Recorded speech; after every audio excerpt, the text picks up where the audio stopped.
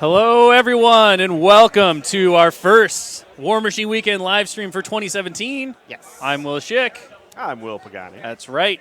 We are here to kick off Champions at War Machine Weekend. It's very exciting. It is. I'm excited. It's so exciting. I'm So exciting. It's going to be good. We have an entire weekend lined up of great content for you, including this Champions run. Yes, then we're going to do, we got up on the docket. We got some Masters, I think? I or believe are we we have just doing War some- Machine Weekend Invitational? Yes, some War Machine invitational Weekend stuff coming Invitational. on. That's what it is. So we got that going on. That'll run from both Saturday and Sunday, where Love. we will be wrapping up and crowning the new champion for 2017 for War Machine Weekend and the Invitational. But right now, we've got some Champions action. Yes. For anyone who knows anything about Champions, in the new format of Iron Gauntlet, Champions is a qualifying event now. So there's no Iron Gauntlet qualifiers. You just earn points by winning Champions and Masters events. So this is a big one for our players. It's going to lead to the road to the Iron Gauntlet next year. At Lock. With that said, who are our players in round one? We have Jake Van Meter playing Callus 2. And we have Corey playing Lucant. And the scenario they will play in today is Outlast Yes. from the 2017 packet. Tell us a little bit about the Outlast scenario. What are the players looking to do? What are they trying to accomplish here? Well, Outlast is one of our sort of split style scenarios. You've got the 2 circle zones on either side that are scored by infantry units. So being able to split your army is very important, and also being able to adapt quickly to what your opponent's doing. So it's very easy to get pushed out of one of the 2 zones, and your opponent can start rapidly scoring points. And if you can't contest that, you can lose very fast on scenario. You've also got flags very, very close to the center of the board for both players. So if you have a very aggressive list, you can win this scenario very, very quickly. Right. One of the interesting things about this one is it's all based on those warrior models, right? Yes. Your big guys can contest, but they're certainly not going to score you any points, which has led to some list diversity that we've seen because Corey had both a kind of more Jack-focused Convergence list along with this very heavy troop Lucant list. He is playing the new theme for his Clockwork Legions. Yeah. So And he's then we got you want to run through the list right Bring quick? it up. Let's yeah. run through the list. Let's run through the list. So All again, Clockwork Legions. We've got Father Lucant. He's got a Correlator, a Diffuser, and 2 Galvanizers, and an Inverter in his battle group. He's got 4 Enigma Foundries, thanks to the Theme Force benefits, with 3 of those being free. He's got 2 units full of Reciprocators. He's got a full unit of Eradicators. He's got a full unit of Obstructors. So a lot of hard, heavy armor, a lot of boxes there to chew through, and an ability to keep bringing them back as they die. It's a lot of dudes. It's a lot of dudes, and they're pretty beefy dudes. Whereas Jake is playing something very different. Jake is playing a Callus of Everblight list, or Callus Devastation of Everblight list. It's got Azrael, Zerial, and a Bolt Thrower in it.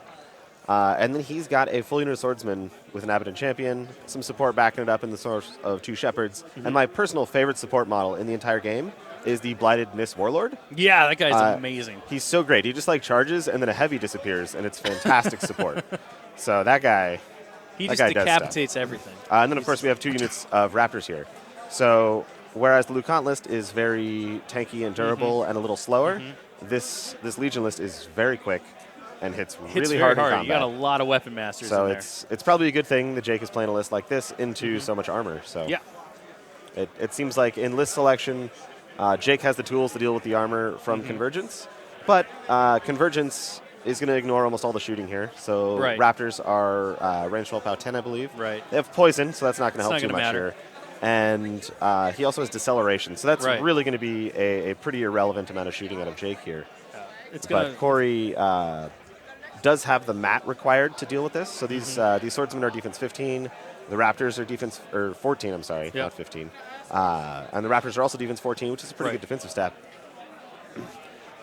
But with positive charge, they certainly have a high enough mat to get in there. They can go to mat 9, I think mat 11 or something on the Eradicators. So it seems like both lists are very very poised well to deal with the other. So it's going to come down to positioning, terrain mitigation, and maybe a little bit of luck. Yeah, a little bit of luck. Dice luck, always an important factor whenever you're playing a game. It's yes, absolutely, Matters a lot. absolutely.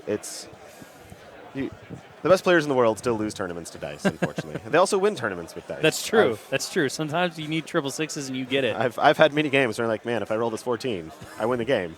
And then you roll it, and you're like, man, this game's easy. Yeah, War Machine's easy, boys. And War then if you Machine's don't easy. roll it, you're like, man, this game's really hard. Yeah, yeah. So dice are certainly a factor. You can just see that massive wall of dudes that the Convergence is bringing here. Like guy after guy after guy in their beautiful blue and white, red paint jobs. Corey's paint scheme Gorgeous. is incredible. It's very stylish. It reminds me a little bit of like old school Transformers. Sure. Got the Autobot colors Sure. going on there. Clearly they're the good guys. Clearly. No question. Much like the Empire, right? Exactly. In Star Wars. Yeah. Yep. Okay, so we got some advanced move going on here from the Clockwork Legions. And that's every model that has shield wall as a rule, correct? Yes. Yep. So it should be all 3 of those units there. We have been told they're all also starting in shield wall, which just makes sense. Well, of course. I mean, don't Just advance makes move without shield wall. So just a quick review of the terrain. You've got 2 forests, obviously. That's where all the trees are. You have an obstacle that's counting in as a wall, which is that little template there. You've got the obstruction, which is the big rock formation, so nobody's going to be climbing on that. They just count it as an obstruction. You've got some shallow water down towards the end. You've got a house, which is another obstruction, and then that little, you can't really tell from the camera angle, but it is a little elevated, so that is a hill up top. Oh, this one right here. Yeah, yes. right there. And this one in the middle is actually a tower. that's actually a wizard tower. The Yes. wizard lives there, Harry. The wizard! the Harry Wizard? Yes, the Harry wizard lives there. Excellent. That's my favorite kind of wizard. I mean, you know, when you're a hermit, you don't really need to shave. I mean, it's true. Ever. I feel like you can't be a wizard if you're not Harry, so. Right. Indeed. And So Jake's going to go here. Yep. He's going to start off with some pretty aggressive runs, I would think. Of course, he doesn't want to get charged on turn 1 here. So he's going to respect the threat range of, what is it, 10 inches on those guys? Unless there's a diffuser hanging around, then it ups up to Correct. 12. Which there is a diffuser in the list, but I don't know exactly where it is on the table. I'm guessing it's somewhere right there in the middle. yeah, I think it got deployed a little bit more closer to the bottom of the screen if you're looking at it from that overhead view. So these Raptors charging are, of course, Weapon Masters. So they're going to be able to put a lot of hurt into these shield wall units, and they are speed 9. So they go so fast. They go from downtown, right? So Corey's Speed going to have 9 to with Pathfinder. Corey's going to have to respect those threat ranges, and really this is going to give Jake a strong scenario played right out of the get-go, which is great. And then, of course, if you needed to go faster, there's always Callus's feet, which gives you an additional +3 speed when charging. So those guys can basically charge.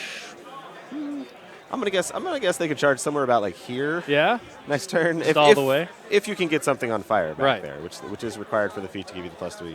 But that's charge why range there. that's why the bolt thrower is such a key point. Even if it's not going to really do a lot of damage to this list, it's going to get that one model you need on fire on fire. It does have a push, so it can push things out of shield walls. So that could be relevant there. Yeah, and of course, Callus 2 has Battle Lust, so these Raptors can Roll all the dice, roll 5 dice on the charge for damage. butcher and, levels of craziness. And whereas their base POW isn't super high, I think it's 10 on the 10. swords. It's not respectable. I mean, for a weapon master, Yeah. I mean, with 5 dice, does your POW really matter that much? not really. So I'm gonna guess we're gonna see a turn 1 feat from LeConte, I would expect here, and then we're gonna see some aggressive plays on these shield wall units, and I think we're gonna try and survive the alpha here. So you see that stick going down. That's a 10-inch. That's a 10-inch measurement stick. So that kind of marks the effective threat range of the reciprocators. So like you pointed out, just trying to stay outside of threat range. So I think Corey's plan here is to just kind of take this unit of reciprocators and just put it right here in this zone, and this unit of reciprocators and put it right here in this zone, and kind of weather Jake's charge here. Right. With Battle Lust and, of course, the boosted attack rolls from being cavalry, these Raptors are going to do a lot of damage. That's why I think we need a turn 1 feat from LeConte here. And then really counterpunch. So I think the positive charge is going to be really important here. Yep. I think taking the charge, not losing an entire unit, is very important. The only real shooting out of the Callus list that's super relevant at the moment is Azrael, who's right here, because that can snipe out the last guy inside of a unit, and then the Enigma Foundries cannot return models to units. So as long as he respects where Azrael is on the board and can mitigate that with LeConte's Field Marshal of Shield Guard, these Enigma Foundries should be very difficult to kill, in which case I think Corey can take this charge and then really start applying the pressure back onto Jake. So So Reciprocator's already getting ready for that charge by choosing set defense and then marching forward in shield wall. Yep, yep. And remember, Corey doesn't have to get super deep into these zones. I don't think he's really planning on scoring very many points this game. I think his goal is going to be to stop Jake from scoring and then slowly grind him out of the game. Right. Now, I think Jake can kind of counteract this by scoring points on his flag. This flag right here is going to be very difficult, incredibly hard. Corey to do anything about. Incredibly hard for Corey to contest that flag, whereas Jake will have no problem contesting Corey's flag. So scoring point turn after turn after turn on both sides of the round, right? Like if Jake can score on his turn and then also on Corey's turn, that will apply a ton of pressure. And then Corey's also has to contest these circle zones or the game will go away very, very quickly. So I think that's kind of our game plans for both the players here. We'll see if they agree. Both Reciprocators have picked up set defense, so against the charges they will be defense 14. And the Eradicators received a shield up for their weapon modulation, which gives them 2 bucklers, giving them +2 armor. Def 14, really good defense.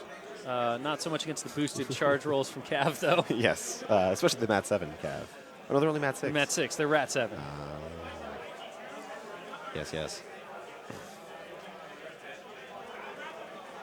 So I think that's our Bloodedness Warlord, our support model here. You got to respect the support models. Yep. And here we go. So that's a 13 measurement, I believe, for the feet threat range on that guy. The Obstructors are going to walk it on up, and they are going to shield wall as well. Staying out.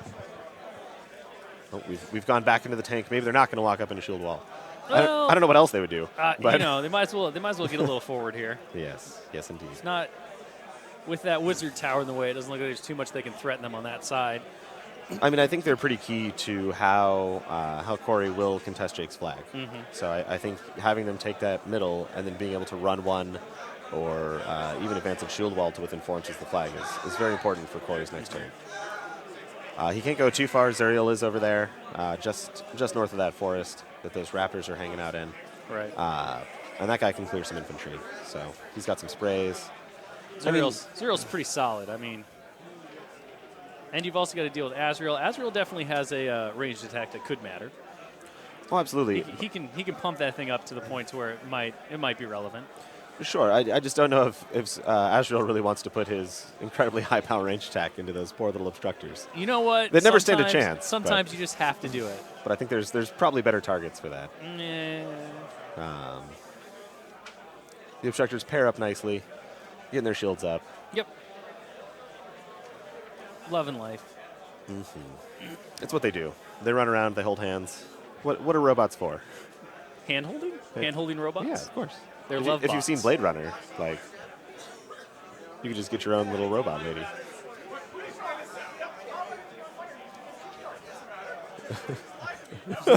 There's a lot of the players are joking around. Yeah, the players are joking around about Azrael's feet and Callus's feet or and Callus's the feet, fire. I'm sorry. Yes. Yeah. From Azrael. Corey was complaining that Jake didn't tell him about the +3 inches from the feet. And Jake was like, well, I can't really set the models I want on fire because you have shield guards. So, yeah, a little bit of fun happening over there. Here we go. I think we're checking where this inverter is going to end up. Yeah. Or that could be Lucan. He's measuring the control area here. Looks like he is.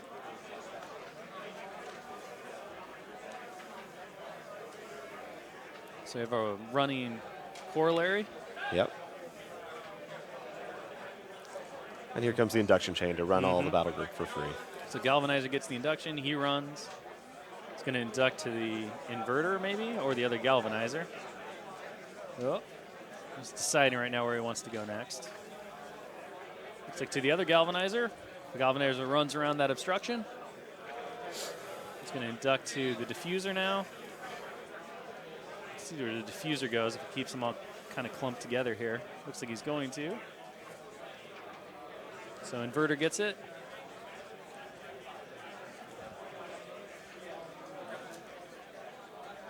And diffuser just runs right up there with his little spiky mace.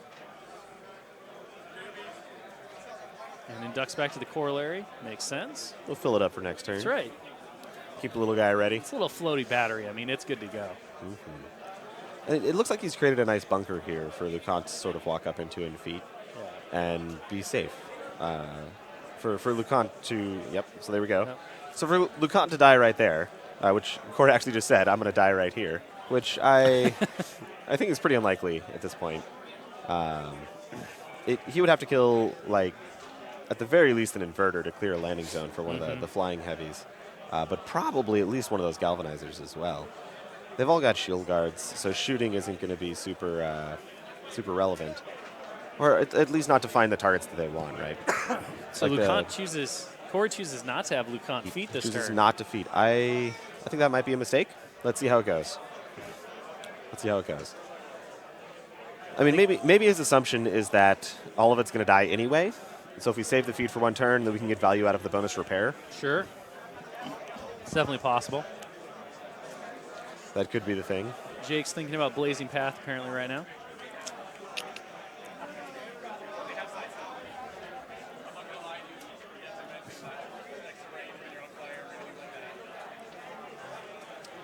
So Blazing Fast. Yep.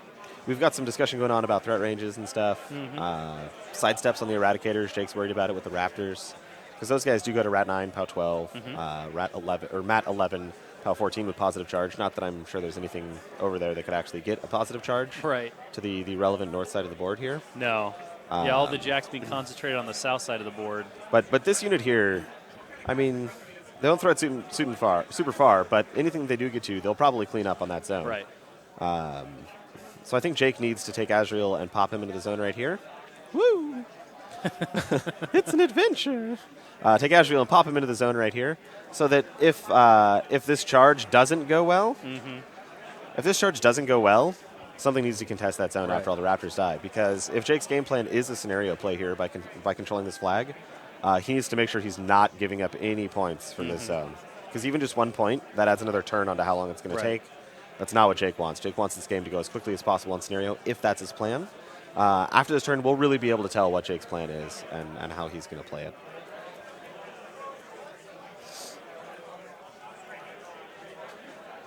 So we're debating here. We did upkeep Blazing Path, it looks like to me.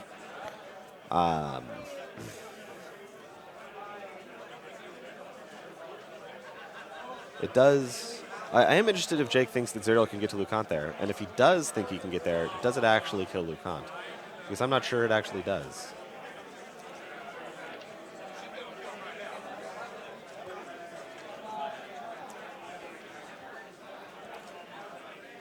So Zerial's Mat 8. I believe Lucant's defense 14. I'm going to check on that one right quick. So we've seen upkeep for Blazing Path.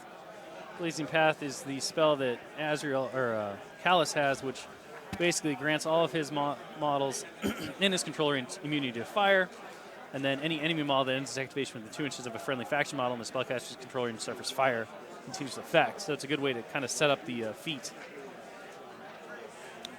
Yes, it's also a great anti-infantry tool. Yes, you're like, you can come at me, but 66% chance you die. Good luck. So Zerial is POW 16. He's got 2 initials, and he's Mat 8. You can't Battle Lust him, so I'm not sure that really gets it done against Lucant. Lucant's a very, very durable caster. That looks a bit far for Azrael to be able to get to him, even if he could somehow clear out that inverter. Even with Overrun, which is sort of the giant threat increaser for Callus, is the feed plus Overrun. Just sends you to downtown. But Lucant clocking in at a 14-17 with 21 boxes. If you're only POW 16, he's got 4 focus on him. That's a lot of damage you'd have to put in. It does seem pretty unlikely.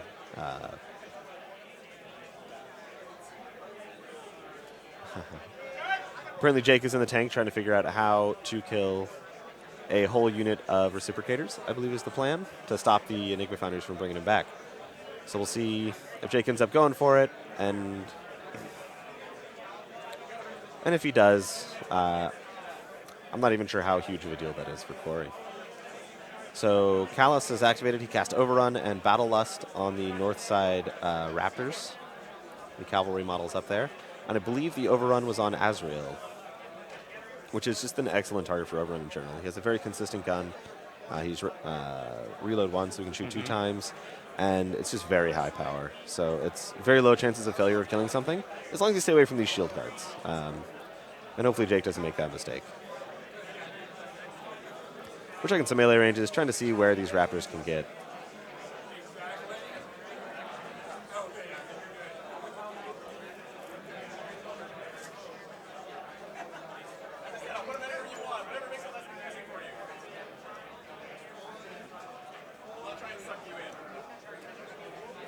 All right, so our first raptor's charging. We're going to get some sweet Battle Lust impact attacks here, which are incredibly powerful. Roll some sweet boxcars. No problem. We got a POW 12 reindeer horns here. He gets 3 dice from Battle Lust. Should pop on a couple damage. Nothing too much here.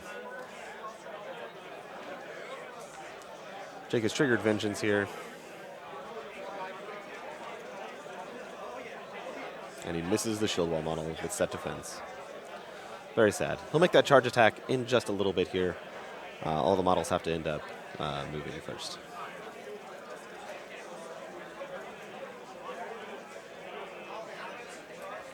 Looks like we're going to skip the impact attacks here. Jake doesn't want to risk killing his own raptor.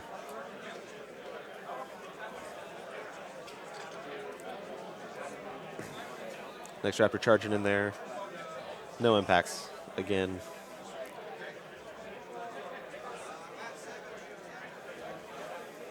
And where do we think these other two are going to go? I'm going to guess. I'm guessing he's just going straight in. Just get in there, man. I don't think there's much of a reason to really leave one of these raptors behind.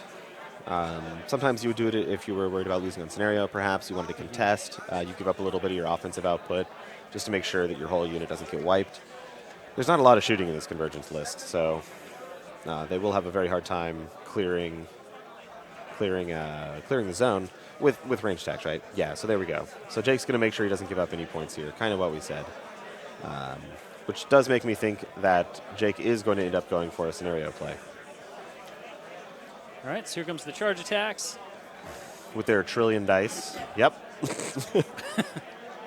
All of the damage. So basically, he needs each raptor to take out its charge target. Correct. He is splitting it between 2 units. But it does look like Jake's doing a good job here. He is skewing all of his attacks towards the north side of the map because there's only one Enigma Foundry that can get souls up there. So it's going to really hamper how quickly he can bring back these models because the souls. Because it's a 3-to-1 for the medium-based guys, well, obviously. I think it still only costs 1 soul, but you can only bring back 1 per turn. Right. So if he can put all the souls on the same Enigma Foundry, he doesn't get the option to bring back 2. He can only bring back 1 guy. Whereas if they split between the ones.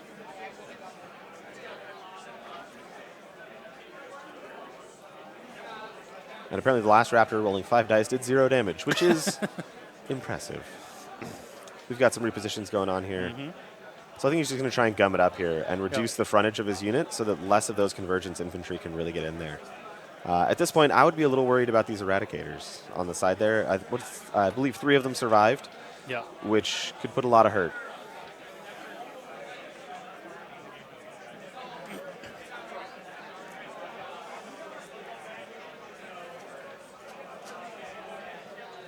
So those 3 in the front will hang out there. They don't want to pull any free strikes. The 2 in the back will make sure that the scenario zone gets held down.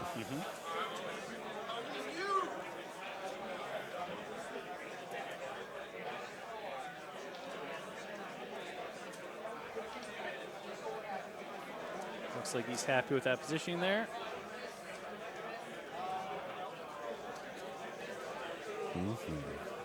I imagine something very similar is going to happen on the south side of the zone. They won't have Battle Lust, but, 4 or 5 charging raptors should still kill 2 or 3 reciprocators.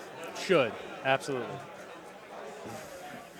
Jake has not feeded, just a proxy base. It says feed on it, don't get confused. Kung Hop, Jake did go first. He was our first player. Looks like Azrael's coming up. I believe this is our overrun target here, so we're going to see where Jake uses this. And then I think it'll really solidify whether or not we're going to see try an assassination or if we're going to go for the. Looks like he's going for the guys on the hill there.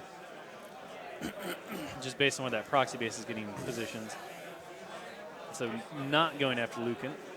No. Well, I mean, there could be something crazy happen, right? Like, he could still overrun Zerial, and then Zerial, like, charges the Enigma Foundry down there by Lucant and, like, gets over the whole army, takes a bunch of free strikes, maybe doesn't die, and then, like, rolls his pants off. Yeah. He's not even wearing pants, so that would be pretty difficult. But this would be his war cry. Oh.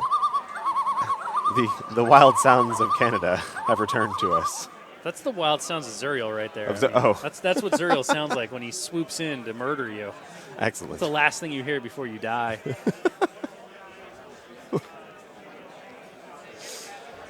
It's a beautiful thing.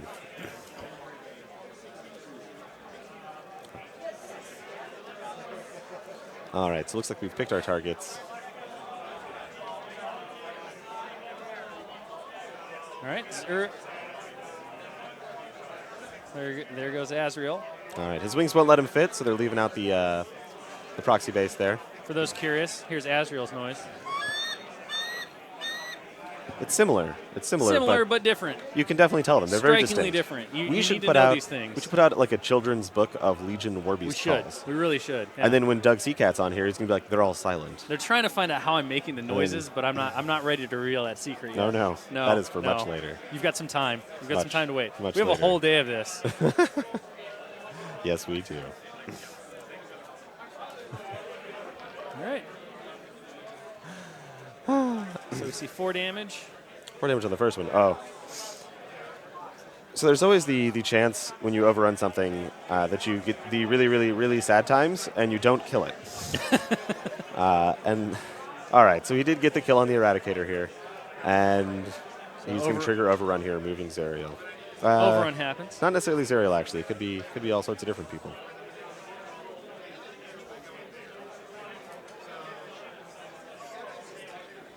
All right. So there's our final position there. The truth about the sound effects is much more horrifying than just using my phone. But yeah, the phone is not being used here, No. ladies and gentlemen.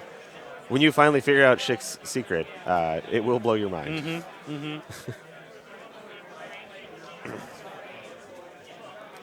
They're already guessing, Tony. I don't have to ask. They're asking right now. Tony doesn't exist. Tony exists.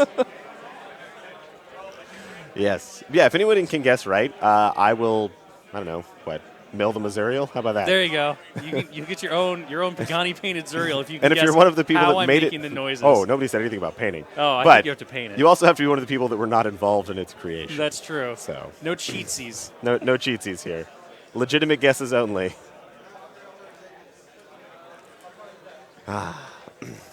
Yeah, so we've got swordsmen moving up. I think those are more aggressive positions than sort of defensive positions. I don't think he's worried too much about like screening Azrael there in the north. I don't think much is getting past the Raptors that is then going to really threaten Azrael there. So I think he's trying to set up sort of the next charge. We see Raptors on the other side kind of backing up a little bit. All right, Jake's not even going in. No. All right. So I think once I saw Lucant didn't feat as Jake here, I probably would have bloodlust or battle lusted these guys as well, and really gotten in there. If Lucant had feated, maybe the back off play was a little stronger, but we will see here. I also expected Jake to push forward a lot more and go for his flag. So this game is not quite going how I thought it would already. I think Jake's pretty wary, it seems, of the attrition game, right? I mean, there's For sure. It's tough to go up against an army that has a lot of boxes, and that if you can't commit fully and take out an entire unit, will just slowly come back over time.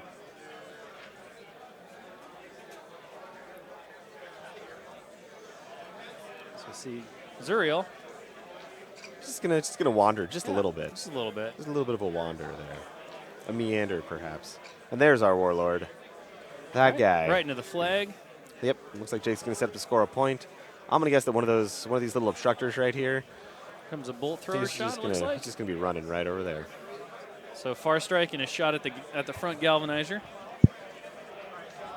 Might get lucky and knock it down. I think what's weird about this one, though, is that this is one of those situations in a turn where Lucant has shield guard. Yeah. And you just be like, hey, you can shoot my caster. Right? Because Lucant doesn't really care about the damage. Right. He'll just get repaired, or honestly, he's got a bunch of focus that he's not going to use. So, okay, so that looks like the end of Jake's turn. Yep. After The one guy that was set on bolt thrower fire. missed. Sure. So Zuriel's Animus is up, which is elusive. So he's got dodge for the moment, which means that if he gets missed, he can advance 2 inches. Can't be targeted by free strikes.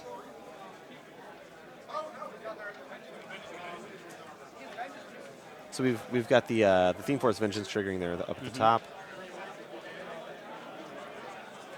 and this could be very strong. I'd actually not remembered about this Vengeance here. So he needs 7s to hit, and then he's power 12, so let's dice off 3. So he needs 8s to kill, which is not great, but I mean sometimes when the game is easy, right? Right. He already got the 1. Not a problem there. I mean, just picking up a free Raptor, I think, is great. Absolutely great. Everybody else getting stuck in. Yeah. It's an Eradicator. So I think what's going to end up happening here is those Reciprocators are going to clean up those 2 Raptors. So you're going to get 3 attacks. They're going to get their weapon modifications. They're going to go up to power 14, making it much more likely to hit and kill. There's 5 of them there. Maybe 4 of them survived those charges at the Zuriel attacks. And only 2 are coming back for the Eradicator unit. So I hope that the Reciprocators can clear out those 2 Raptors, and then those remaining, it looks like only 1. He kept 1 back so that Enigma Foundry could start bringing the unit could back. start bringing him back. But I hope that 1 can really get to a Raptor, really mess up one of those 2 Raptors in the back, so we'll only have 1 Raptor left on that side, and then an Azrael. The names are so similar. A and Z. A's and Z's. And everything in between. Just remember, Zuriel.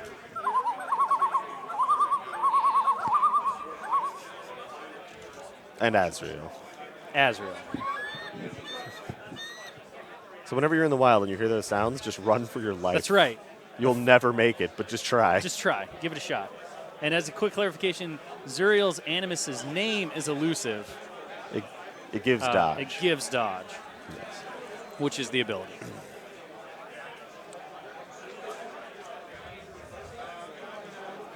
So I think Corey actually has a reasonable chance of, probably not this turn, but I'm going to guess next turn, of scoring some points in that top zone. With a pretty simple contest, he can stop Jake from scoring his flag there. I would almost just give away one of my Enigma Foundries to take my own flag here. Maybe even LeConte walks up there. Like LeConte feet camp like 6. It'd be unlikely to be removed at that point. Yeah.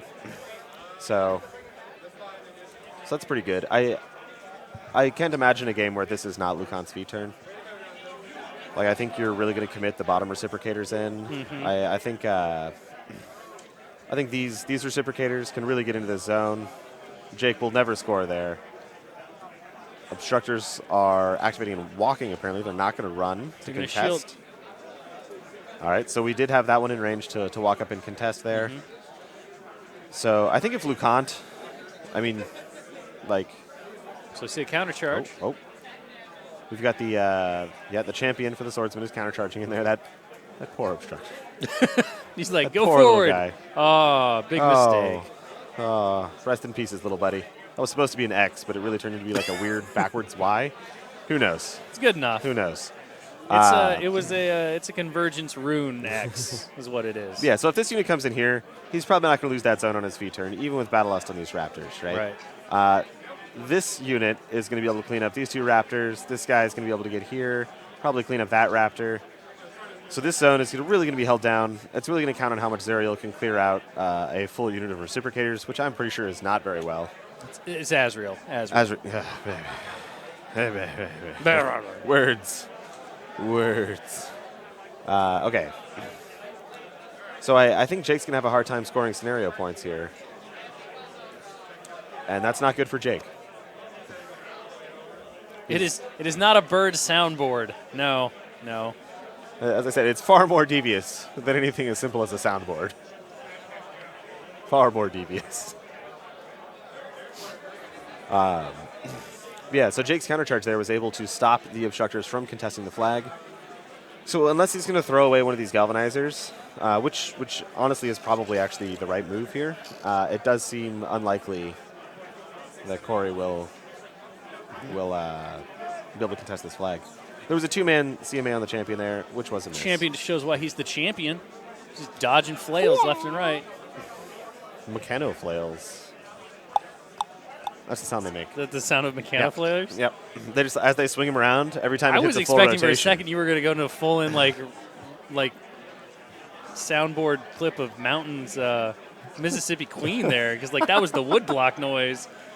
Oh, man. Mississippi Queen. Or it could be like a cowbell. You know what I mean.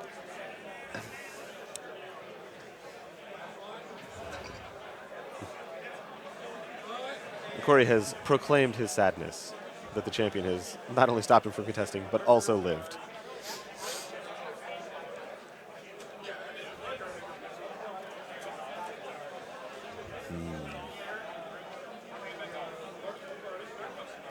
All right. I do want to see where these galvanizers end up being committed, because that's really going to change how the positive charges can be applied, which is probably the primary drawback. Whoop, game state, game state. Judge! It seems to be the fire going out from Callus's spell right now. Blazing path. That seems to be the worst part of throwing one away to contest the flag. I think Corey's play here is either attrition or scenario. So I think it really depends on how much he values that control point as to whether or not it's worth kind of giving away one of his positive charge targets. Positive charge, those of you in chat that are new to Convergence or don't know what's going on, is a spell that you cast on a Warjack in your battle group, and then all models within 2-3 inches of it, I believe, get +2 to their melee attack and damage rolls. Yep. So it's a very, very strong spell with infantry. I mean, it can even be strong when you stack it with other Warjacks in the battle group, because it's just friendly. Oh, certainly, faction certainly. models. But yeah, in this list specifically, it's the Galvanizer is certainly designed to deliver it for the troopers, the warriors. The more models that you can apply it to, the better it is. And whether that's a bunch of light Warjacks, so you see a lot of like 10+ Galvanizer lists because you can cast them in one and it affects 5 of them, whole units of infantry, things like that. You just wanted it on as many units as possible. So we have positive charged up that Galvanizer in Lucan's activation. We've got the Lucan feet out. Boosh. He is not going to be going. He's not moving for anywhere though. That's for sure. Super greedy play that I described earlier, which is feet walk up camp 6 and sit on your flag, which is probably for the better. But here we go. So the Galvanizer's going in. So Galvanizer getting in there to the champion. And Buzzsaw. Does have those weird little arms that kind of look like Yoda ears. A little off bit. The sides there. A little bit. Could be like some like dark crystal, like little monster ears or something. That's sticking off the sides. All right. So there's a dead champion. It's all right. That guy did the Lord's work this game. I mean, he killed a dude. He stopped the contest. Yeah. The other obstructors missed. He set 2 of them on fire. Yep. He then took a Galvanizer charge, which is going to stop Corey from really having any positive charge targets on the entire north half of the board this turn. So I think that champion has done he earned the stripes. Plenty of work. And he got to give his life for the Dragon Father. That's true. He got buzzsawed for the Dragon Father.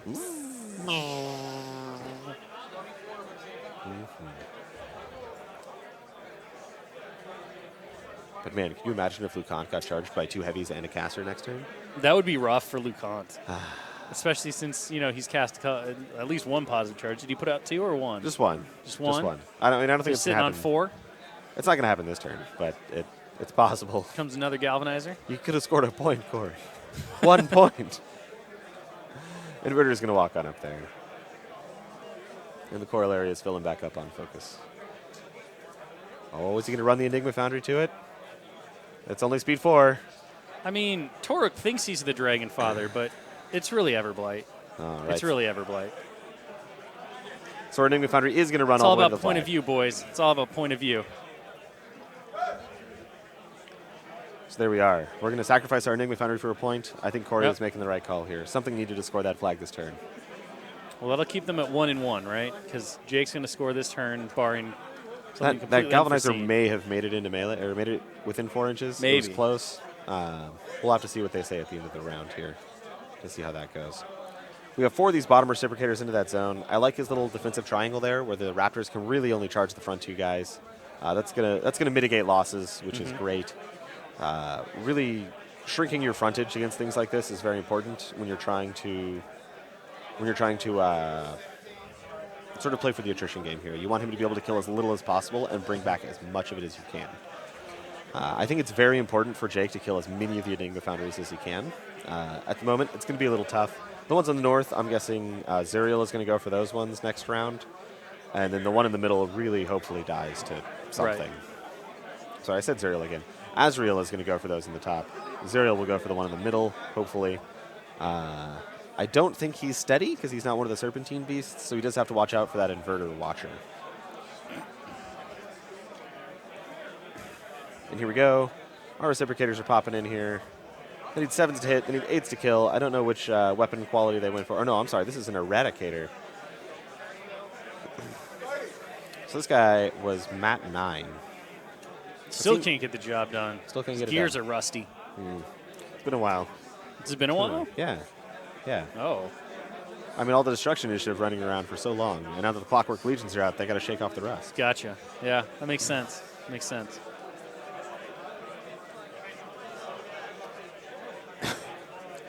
So it does seem like we're just going for the safe scenario plays here. Yeah. We're contesting. We're not really getting aggressive. Just sort of planning to take the charge again. We've got the feed up from LeConte. They're shimmying into it. I believe the last one was out when it was used, but now that they're back into it, it's not so bad. We're still in set defense for the weapon modulation there. So there will be defense 14 against charges, which is maybe not as relevant for the last 2 Raptors, but those swordsmen are Mat 7. So Definitely it's definitely going to be relevant ability. there. Yeah, going from 5s to hit to 7s to hit is not the best thing for those guys. It's not great. But with Battle Lust, really just only 1 needs to connect per guy. We're back into this roll 5 dice. So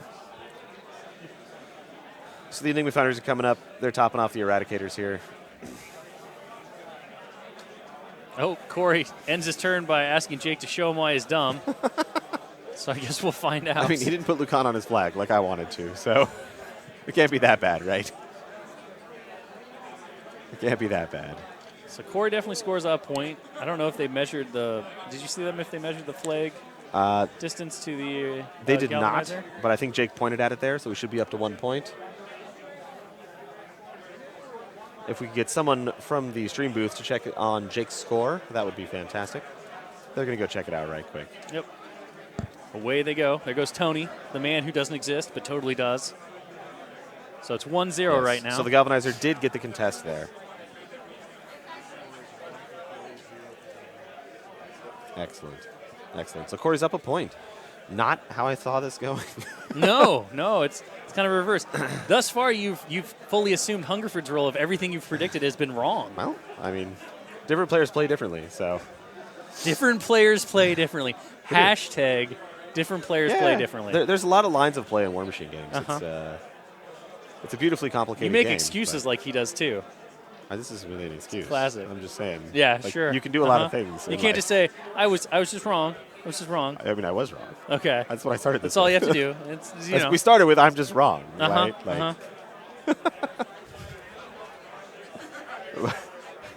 Hello. Hello. There's probably a game going on. We can continue to do Oh, this. there it is. Go. Brilliant. Yeah, perfect. Fantastic. All right, it's fantastic. I love it. I love it. All right. So Jake's still planning on his turn, it looks like here. We've gone into the tank.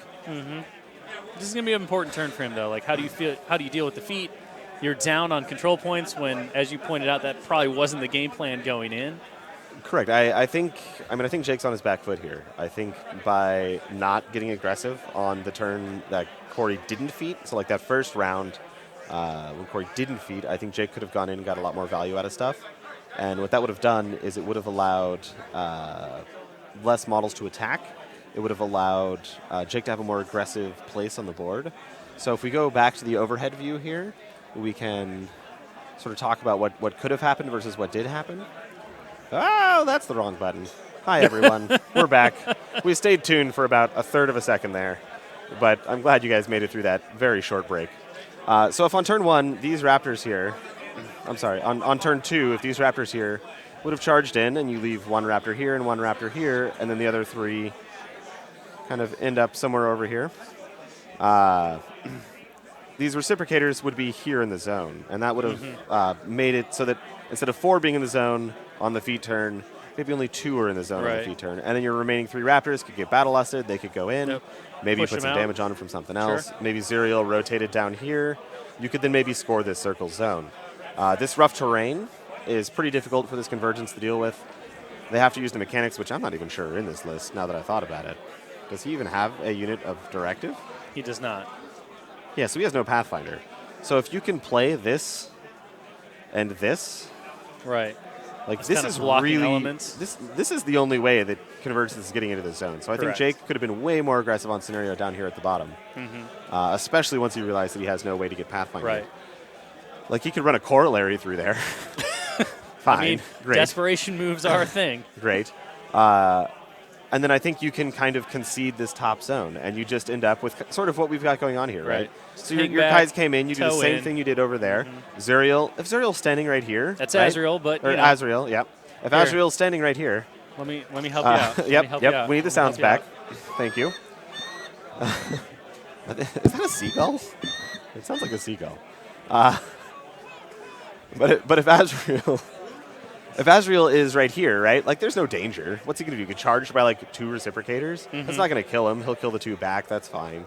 So I think you can hold down this top zone, not give up any points. I think you can take this bottom zone, not give up any points. And with Zerial positioned here, your swordsman positioned here, you can score your own flag. So that could have been at least a point on a flag for Jake last turn, which puts him at 1. And then he could, with all the swordsmen here, these obstructors would have to get a lot more aggressive. They'd have to actually get up there. They'd probably have to charge to get distance to kill all of them, to clear his own flag there. So I think Jake could have played this a lot more aggressively, and I think it could have gone a lot better for him on scenario. He'd certainly be in a stronger position at this point in the game, for sure.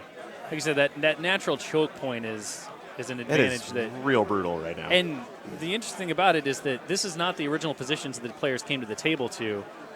Because of the way that you deployed the terrain, there's certainly an advantage to getting placed on the opposite side of the table. Correct, and Corey actually went second, so he chose this side. Right. So that may not have been the best side to choose. And you know, like we've even got the wizard tower, right? So like we've got 2 little choke points here for Convergence to try to migrate through. And I think Jake could have really used this terrain much better to his advantage. Yeah, I think in the end it came down to, again, being so wary of the attrition game and thinking if I push forward, I'm right where those Enigma Founders can grab souls. They can start bringing stuff back. I can't bring any of my models back. You know, this is not. There's not even a pot in this list. There's no way to capitalize on your models being dead if you're not scoring points or you're not pushing towards that assassination. Correct. So I think you need to be scoring points. Right. I think you need to be gaming for that assassination, which Jake I don't think is currently doing. No. I am excited to see what Jake can pull out here. He's an incredible player, of course. And as we've said several times, his battle group just like shows up from downtown, right? Like these guys go. They do go all the way. Without overrun, they go like 13 inches or something. And then with overrun, They go the whole table. yeah, like they'll be punching these little rocks over here. Like this guy could charge this rock pile. Like he could just do whatever he wants. So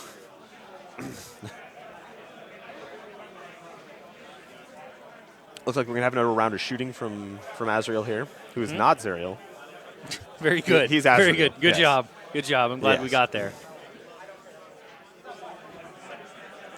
All right, so no crits. Spidey tries. Looks like this is on the Enigma Founder here. Yep.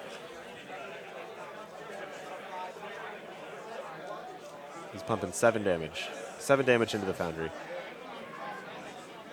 So it's got 3 left. Hits again. Hits again. And does no bounces off. damage. That Lucan feet turn, making those guys incredibly high armor. If we've got deceleration, which I don't think we do. No, I don't believe the deceleration They're is at up. 24 armor.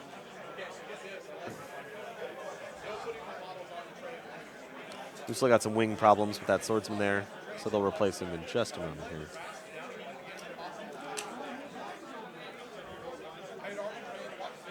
All right. Raptors are shimmying. And I think I agree with this completely. You can't really backing up. You can't commit this unit on the fee turn at the moment. Right. So I don't think those Raptors should charge in. Mm-hmm. I think we are just playing very passively this turn for Jake. I don't think you're going to get a lot done. I would have loved to have seen the Battle Lust at the bottom. Apparently, Callus has already gone and casted Overrun on Azrael, who did not kill a model. He did not manage to get through that Enigma Foundry now. We've got the sad times where you cast Overrun and you don't kill the model. So here comes some swordsmen charging in. Yep, they're coming in. That poor little Galvanizer is probably not going to make it through this. I think that's the hope at this point. You gotta score a point. You gotta contest. And he's definitely like, if Jake doesn't score any points this turn, it's going to be very tough, very, very tough. So looks like he's got the contest. Yep, he'll definitely score the contest there, and that's like this is going to be a scenario game for Jake. I don't think he's killing all these models, especially not after losing those 3 Raptors last turn and having very little follow-up behind it. So I think he's got to play for scenario. I think he's got to play for assassination. I know he's definitely going to be trying to keep his heavies safe at the moment because I think that's going to be his line to winning the game. Right. Is to get one of those heavies onto LeConte or to use the heavies to clear the zones here. Well, as you pointed out, he committed Azrael to the center of that zone in order to shoot the Enigma Foundry, kind of confident in the fact that what's left up there is going to be unable to kill Azrael in one turn without positive charge. Correct. It's very hard for him to get a positive charge up there right now. It does look like your best bet's probably the Inverter, and if the Inverter runs up there, I think that's just a lot of value. Holy cow, that's the roll you want. Yes, welcome to Swordsman. Yeah. 13 Battle-lusted Swordsman, sir. Yeah. Battle-lusted Swordsman. Yeah. So 13 takes out the induction node. Perfect. And we got a couple whacks on some. Yes, brilliant. Wham! Why roll the dice? Gotcha.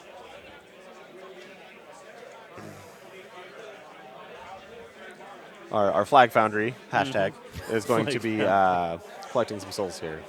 So. You can get 1 or 2, you know. So overtake plus cleave. Overtake, cleave. I think that Blightedness Swordsmen are some of the most underrated models. They're so good. You don't see them too often. I've always liked them. They have great defensive stats. They hit like freight trains. They have a great mat score of 7.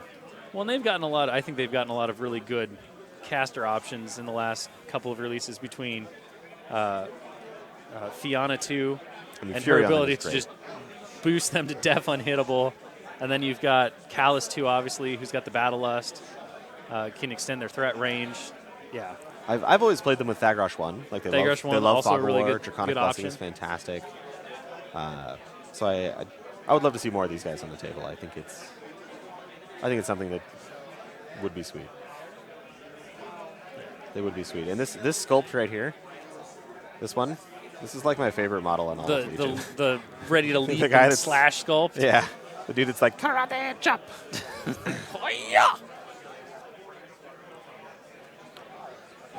We're going to press forward here. So it looks like we're going to pick up a couple of charges. And then he's actually backing up, getting out of 10. I think Jake has lost his opportunity here to really be... He's certainly not dictating the flow of the battle anymore. He's become... He's on the back kind of foot, reactive, sure. right? His threat range is no longer really relevant, right? Like the fact that he can charge 27 or something inches on those guys is not really super relevant at the moment. So, and as we pointed out, the bows, which normally would give those Raptors an excellent, alternate option, don't come into play against constructs. Yes, poison is the rule on the bows that gives an additional damage die against living models, of which there are none in Corey's list. So.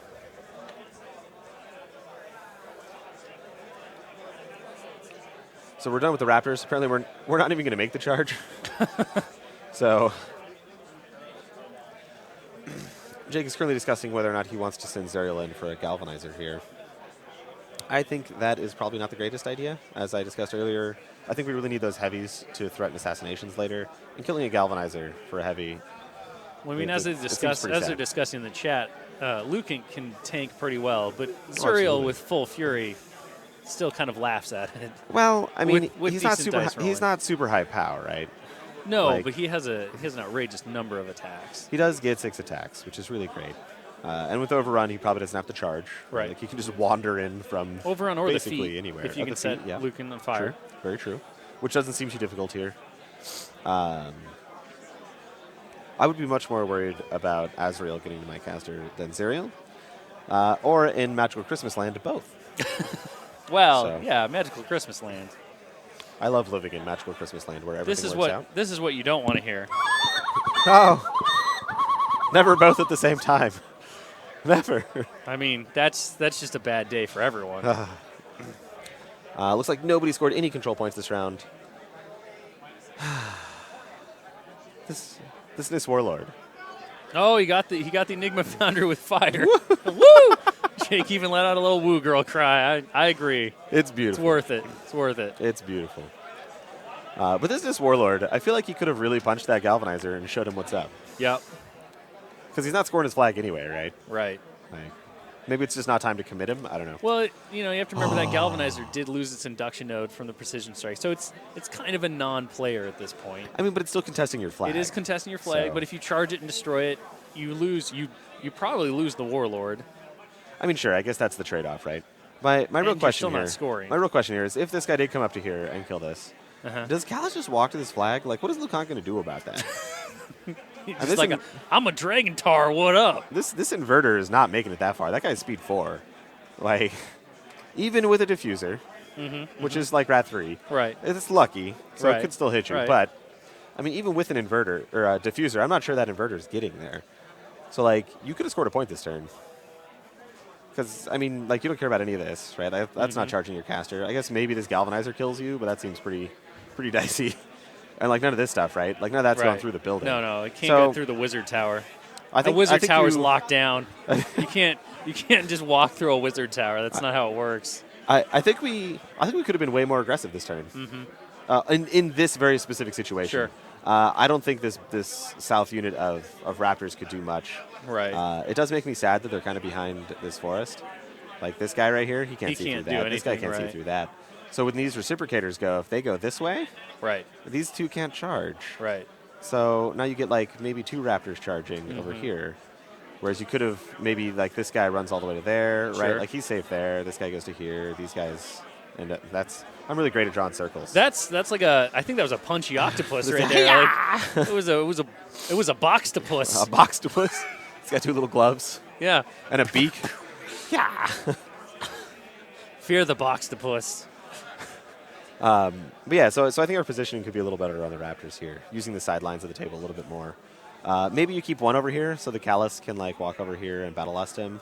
So you can battle lust this way and then or onto these swordsmen here, and then you can wander over here and battle lust again. Right. So that kind of thing seems important to me in this matchup.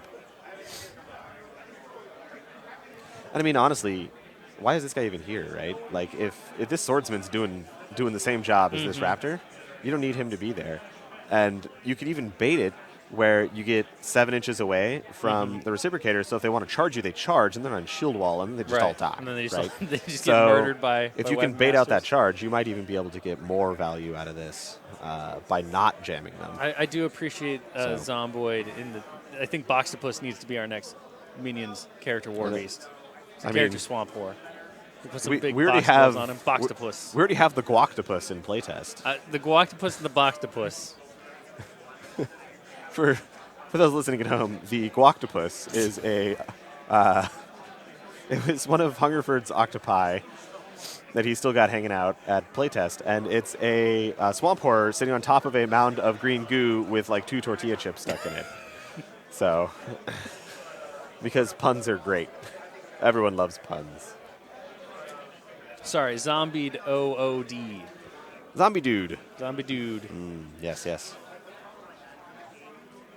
I mean, I would love to make a Boxtopus. Whose character would it be? The Boxtopus? Yeah.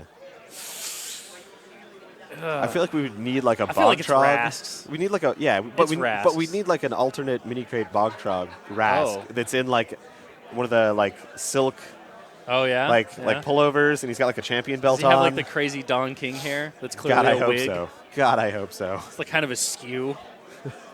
Yeah, it's like kind of, it's Yeah, not it's quite not straight. quite right. It's like sitting off to the side a 'cause little bit. His like fish fin is still there. We could even put like a lace front on it. We're getting really detailed.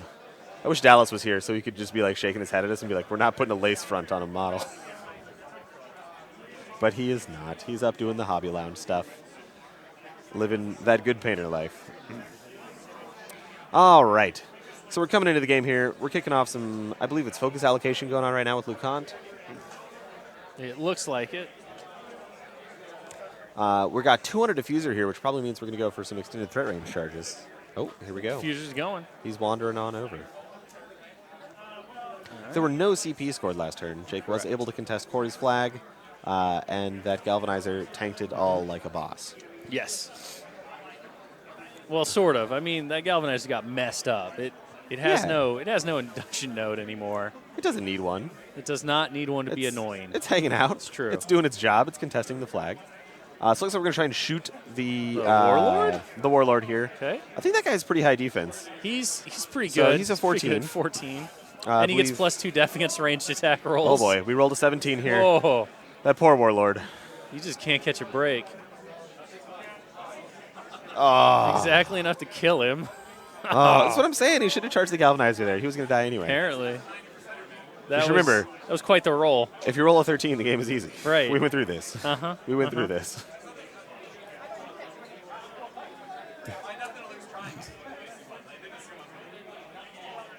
Corey admitting that he didn't really assume that was going to work. But, you know, when it works, it But works. it did. It did. So, contingency plan based on success. I mean, I think that just shows, like, one of the things that the really good players of the game think about, right, is that it's a very low-risk play. But when it does work, it's just fantastic. Right. So he loses almost nothing for it. He still gets all of his focus, right, because of induction. So there's almost no cost to this play. And he killed a excellent support piece. So he would have... I still wanted him to support the galvanizer right off the table. Right. Just... All right, So- LeConte's camping 4 again. Yep. Now is he going to walk to the flag? I wouldn't do it this turn. You don't have your feet anymore. Seems like a way worse play. Not as Way strong. worse play. Not advisable at this point. No. So we do have a positive charge on this galvanizer here. I think that's really going to let him clean up some of these Def 14 models. Yep. They're up to mat 8 with the positive charge with LeConte's mat of 6. So So, one down. easy peasy, no problems. He'll boost his damage roll, Yep. which is irrelevant, just to induct the focus. Which he's given to the corollary. Uh-huh.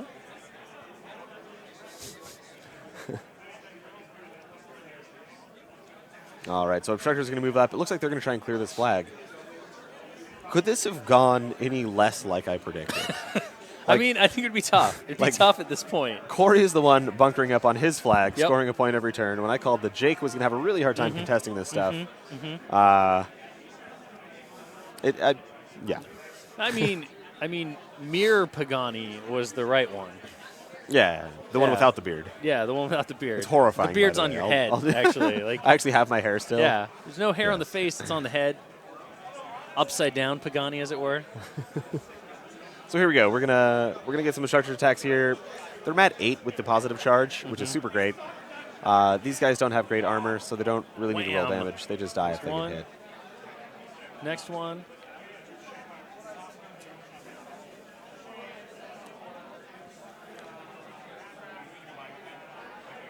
So we've got a 2-man combined attack. This That'll should do. not be a problem. Easy peasy. Easy peasy. So that's going to be a point for Corey again. So he's going to hop on up to 2 at the end of the round here. If things go absolutely insane in Magical Christmas Land, maybe he can score 2 on the North Zone. Which right. I do feel Well- is unlikely here. We'll see what he can do against Azrael here. Yes. Let's... Here we go. There's a lot of action going on behind that wizard hut. Maybe if we get some like fireworks shooting out the front or something.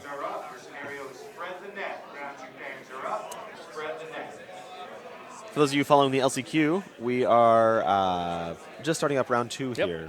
And they're doing playing Spread the Net. Spread the Net. Spread the Net. Which I'm terrible with the names. I don't even know which one that is.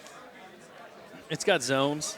Probably a flag or two, maybe an objective. It's our rectangle, rectangle, circle, flag, flag. Also known as 5 pips. This is why I never know them, because I always make up stupid nicknames for them, and then it just really confuses me. Now here on the plus side, everything's getting set on fire that decides to go after Azrael here. Yes, setting See up all for the those feature. tokens. All right, so we have some Eradicators, which are some of my favorite Convergence models. Those guys little, are cool. They're Wolverine, little Wolverine shields. claws. Oh, they're so cool. Ka-ching, ka-ching. So cool. So they're charging in. I'm going to guess they went up to +2 mad. And we'll see how much damage they do here. I know the Reciprocators walked up. They shield walled. They went for +2 POW instead of set defense. They did a couple damage, nothing major Like here. you do. Yeah, so I think Azrael's going to be fine. And I got the name right and everything. You did. My you did. God. You did it like 3 times in a row, too. My God. I'm a professional. I'm getting some claps from JR that's here nothing. in the background. Yeah, that's not so great. Unfortunately, we will not be seeing any of the sweet Warsenal towers this weekend on the tables. this weekend. Because we haven't gotten ours in the mail yet. They're that new. They're very new. When I get one, I'm painting it. It's going to be amazing. So it looks like Azrael lost his mind to the exact point. He's over there flailing. What is happening? But He I just got triggered. They're gonna, he's gonna go after those guys. He's gonna be like, stabbing me with blades triggers me. So I don't think Jake cares too much about that. I think he's just gonna heal one off of him. Not worry about it too much. We're in the top of 4 here. Corey's definitely scoring a point in the middle. I'm doubting there's any other points going on here. All right, but there's a lot of fire going on here. There's a lot of fire to There's happen. a lot of fire. So much fire.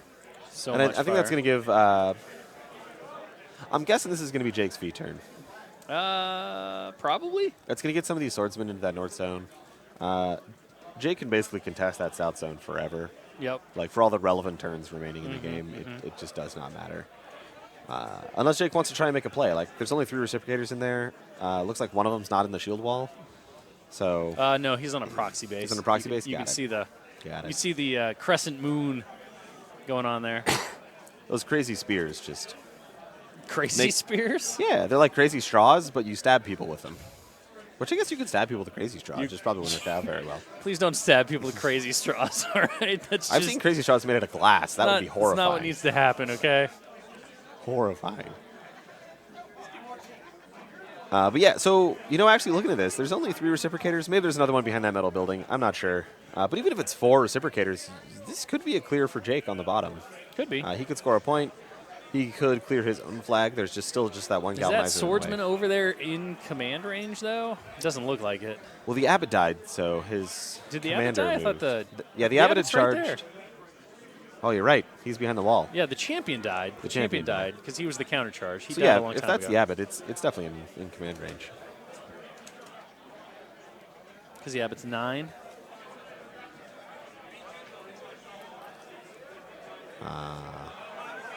So we're no longer on Lucan's V turn. I'm expecting a lot more aggressive play out of Jake here. I think we're going to see some battle lusts. Probably on the swordsman, probably on the Southern Raptors. We've lost one Enigma Foundry's down. I think we need to try and get a second one. This turn is very important, I think, for Jake. If he can manufacture that, whether it be from shooting from Zerial, actually Zerial, not Azrael. He's tied up in melee and is not going anywhere. I was going to say, he's definitely not throwing a spear. No. But I am going to guess he's going to stab a bunch of those Eradicators. So this might even be the turn that Callus gets in there. Like he can charge in, he can beat up some guys, he can walk backwards with overrun. Reposition 3. And overrun, right? Like he can and overrun. He can move 9 inches after his turn, or 10 inches. I'm sorry, his speed 7. So it might be time for Big Papa to get in there. Yeah, it's time for the Dragon Tar. Yep. Wrath of the Drag Tar. That's going to be the next theme force we make. Wrath of the Drag Tar. It's actually just going to be you can take Callus and some Chosen of Everblight, and that's it. That's the whole theme. It's not a very good theme. I don't know. Those Chosen of Everblight are pretty baller. They are. But like you can't take any War Beasts. Oh, yeah, that'd be a problem. So that does make it a bit tough. Callus just has to cut himself alive. Yes. So, where do we think this game is going to end up here? I think Zerial is going to end up dying over the next 2 more turns to all those reciprocators. I think he's going to punch a couple. You mean Azrael? I do mean Azrael. Well, actually, it could be either. It could be either. But right now, the one who's engaged with reciprocators is Azrael. Azrael is probably going to die to those reciprocators over the next 2 turns. I don't think they're going to kill him next turn. I think it's going to be one more after that. I think this bolt thrower needs to really start doing some work on these lights. So it's POW 14 range attack and put a bunch of damage into it. Yep. There might be a shield guard chain that can happen here. So like if the bolt thrower shoots here, it can go here. Hey guys, our Telestrator's purple now. It's beautiful. It's beautiful. So you can shield guard it all the way back to like, I mean, even over here or like here. So chaining shield guards together just is kind of weird, but he's only got really one range attack that's relevant at the moment because Azrael is in melee with a bunch of stuff. So Lucan can do that and really manipulate this. But I don't know if Corey's going to do that. Battle us one on the Raptors in the north. The 2 remaining Raptors, yes. And we healed the mind on Azrael. Yep. And the feat comes out. Overrun goes on Zuriel. And a feat. And then it looks like we're just going to make the safe play behind the wall. Yep. Excellent. So Big Papa's not coming out. Big Papa. Maybe next turn. Maybe next turn. Contemplation of the Dragtar, not Wrath of the Dragtar at this point. Hesitation of the Dragtar, perhaps. So all the models that are currently on fire suffer a POW 12, which is going to be a lot of those dudes over there by Azrael. Looks like we're going to do some damage to the Galvanizer there in the middle. That guy is not looking too hot at the moment either, so...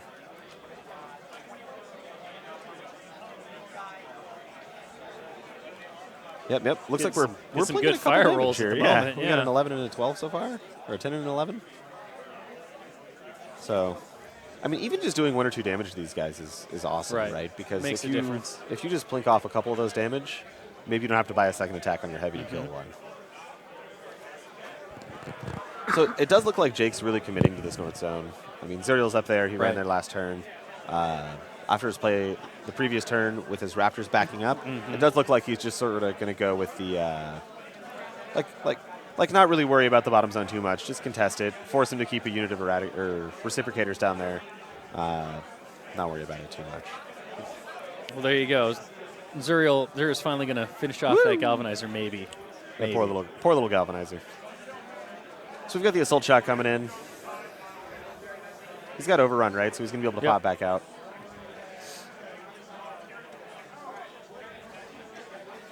So we got our, what is it? It's a chain attack spray, I believe, right? Or is it just dual attack now? Ah, quick work.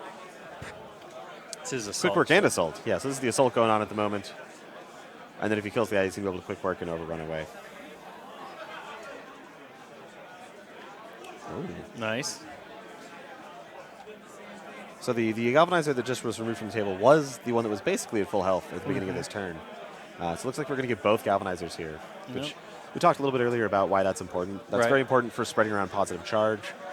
Those north side reciprocators and eradicators are going to have a much harder time killing Azrael if they don't have positive charge, if they didn't have last turn. So they were able to take out his mind, but they didn't really do a huge amount of damage to him. So let's see. I don't think he can get quick work off because he's still engaged with that one obstructor, it looks like. Perhaps. We'll see if we'll take an obstructor free strike here. We are going to hop backwards here. Stand in charge range of that and scary inverter. That macro pummeler does not mess around. It's pretty horrifying. So I believe he's going to trigger overrun and then use quick work. Yep, there we go. So he wasn't engaged. He's going to get 2 of them. 2, maybe 3.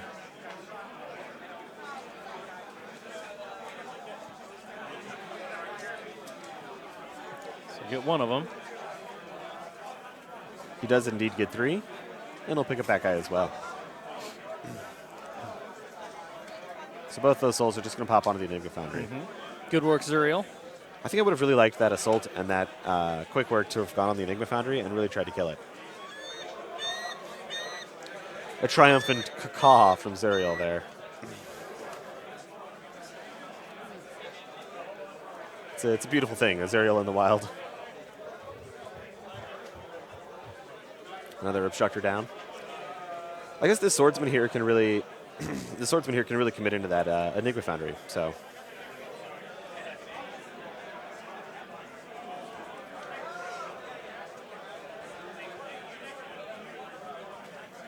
I do want to see what he's going to do in the south zone.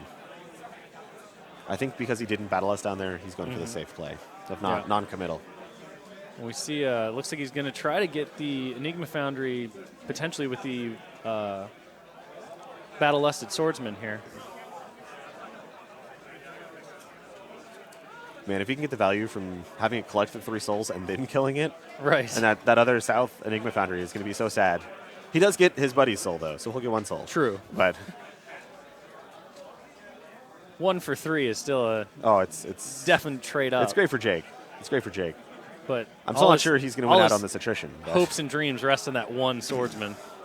Man, that guy in the South Zone, that swordsman, that Abbott's like, hey, buddy, you will never see your friends again. That's right. Have fun with your no command range. So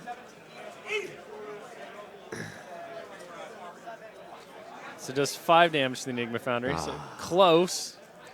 It was dice off 7. You only need to roll a 17. Right, that's what he said. And then he screamed easy, and he didn't roll a 17. Turns out the game was not easy. No, it was not. Not this time. Not Maybe this next time. Maybe next time. Man, I really would have tried to get a second swordsman on that thing, I think. So here we go. We got some charges. These guys went for power, so they're only def 12 now. Yep. Which is much better for Jake. He'll cleave that guy maybe right in half? Probably right in half. Right in between. Second one will kill him. All right. Somebody will pick up that soul. Who knows? Swordsman's getting it done. Getting it done. And he's got overtake, so he's probably going to pop out, I think. Oh, no, he's going deeper. He's 1 non-charge here. We're going to hit him. That's a pretty good roll. Not bad. 22. Plings 2 damage into that armor. Not bad. Not bad. Azrael will probably finish him off. Maybe finish off a couple of guys.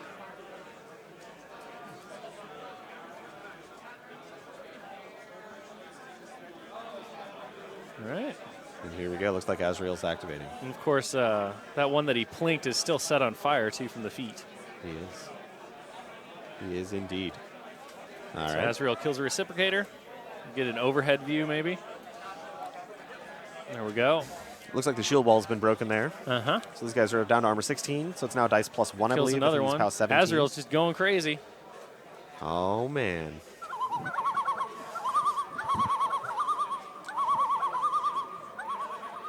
It's horrifying. It is. It is. That's the last time. That's not the last time you want to hear. So you get stabbed to death with a flaming spear. And he rolls a 3 to miss the last Eradicator in melee with him. No, it's only 3 damage. Okay. Okay. So it does look like we've got... So how do we feel about Azrael's chances of living next turn? So this Raptor's probably going to kill this guy, right? So we've got these 2 guys here. We've got these 2 guys here. Yep. If they charge in, do they kill him? So I believe he's def 13. Sorry, he is a sweet def 12. Yep. So they're going to be 5s to hit. Chances are they're going to hit. We're going to have probably POW 14s. Depending on how much damage he took last turn, that could do a lot, right? Like that could do 12, 14 damage. I think is a pretty reasonable expectation from those 2 guys. And then you'll have a couple POW 12s. Probably not going to get a lot out of the POW 12s. Not a lot of value there. So get some off the charges. But so the Raptor did manage to kill... Raptors killed 2 Eradicators, leaving 2 left and 2 Reciprocators. Sure. Still no units wiped. Nope. The position on that has made it pretty difficult for Jake to be able to get everyone into a single unit. Here we go. Next shooter Raptors. Looks like they're going to try and shoot something. We'll see how that goes for them. Okay, so they're gonna try and beat up this diffuser. So I believe he's only armor 15. So dice off 5. They could do some damage there. The first one got shield guarded by the... Oh, here we go. Yeah, looks like the first one he took on the diffuser.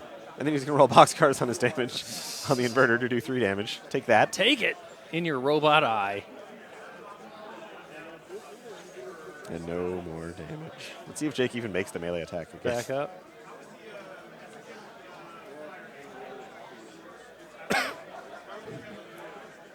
It just doesn't want to trigger vengeance, apparently, which is... Jake will score 1 point for his own flag. Yep. So 1-2 now. Jake is starting to run a little low on time. He's down to 13 minutes here. It's 1, maybe 2 more good turns.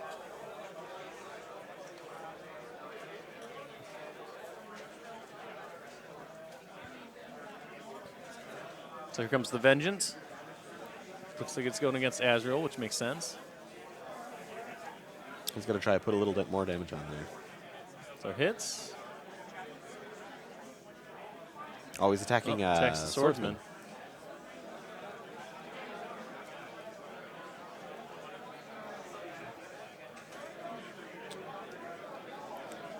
It's one Vengeance. Here's our second Vengeance. Azrael took a couple more points. Eradicators take their Vengeance move. So I'm guessing that the Reciprocators up there with Azrael are now going to shield wall. Because you Probably, kind of move them up so much that they can't really charge anymore. I mean, they could, but they would put them in really awkward positions. Right. Well, and you want them in shield wall at this point, right? Like, you're I don't know. Trying to grind them out. If you've got those battle-tested swordsmen, I'm not sure the shield wall matters that much. But I mean, that north flank is crumbling very quickly, right? So like we're going to get at least one more medium base guy back from here. This guy might put back obstructors. Like he's not in a great place to get all the way up here to put guys back in a relevant place. So he might just be doing obstructors. He might even go south and put some stuff back there. Actually, there's nothing even missing there. These guys are all alive. Yeah, they're fine. They're fine. It's obstructors really at this point. So that flank doesn't even need the Enigma Foundry at the moment. And once again, I think it's this terrain, right? Like this is really brutal because this guy, he can't get in there. So it's this isn't looking so great up here for Corey. Jake might actually be able to pull out some scenario points over there. And if he can keep scoring his flag and stopping Corey from scoring his, maybe we go back to the initial call of Jake wins on scenario. maybe he'll swing it back around. But we'll see how Corey does. Like he may end up just jamming a bunch of obstructors over there, right? Yeah. I mean, that swordsman is in a great position based on the wizard tower too, because I don't think that he can really bring two obstructors to bear for a CMA. So he's got to kind of rely on the inverter, and that's not what you want your inverter doing. But yeah, I don't think you want your heavy punching a single infantry. So the diffuser again proves its worth by blasting the shepherd off. What a Rat 3 champion! I know. Like my God, he's the MVP of this game here. That guy. Just like, he's going to hit nothing. Bow. That guy has so much value going for him right now. Just picking off support models like crazy.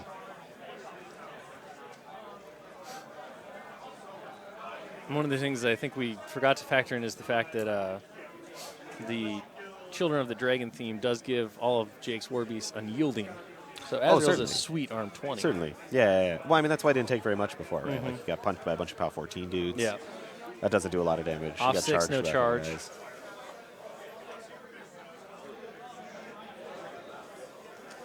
Corey thinking about what he wants to do next here. Bring more diffusers, apparently, Corey. Those things are your champs. Tom Stamper in the room.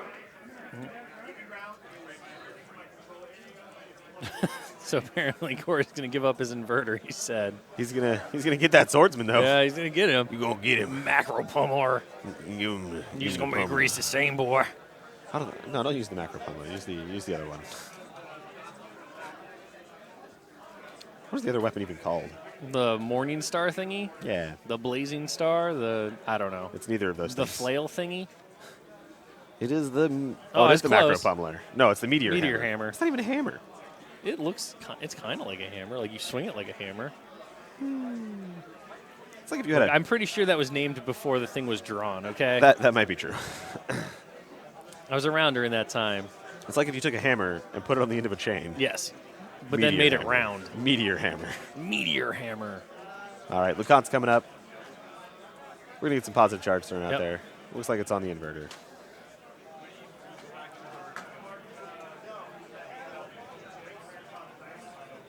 That's going to be it for Lucan, it looks like. So we're just going to try to get that. Try to get that. Maybe a second obstructor gets there. Maybe. Maybe. That would do it with positive charge.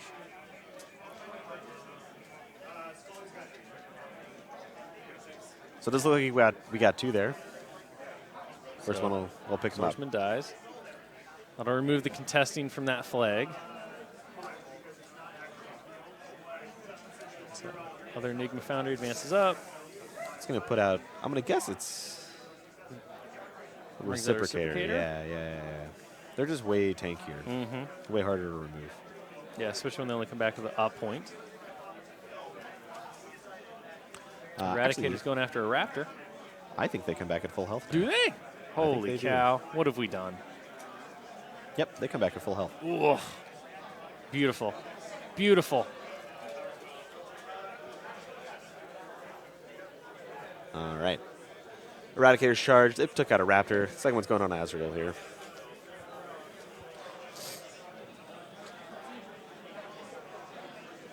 So we're gonna keep just like just plinking away. chipping away little Two. bits. Cutting off little choice cuts of dragon spawn.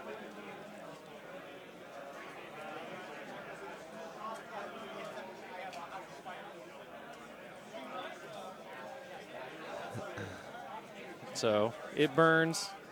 Which Jake called ouch fire. Ouch fire. Azrael's ouch fire ability. That was pretty good. Yeah, I mean, kind of as predicted, right? Like these guys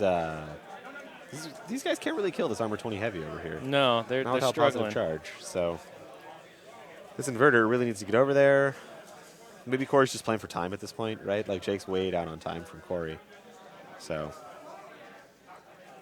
that could certainly be the line.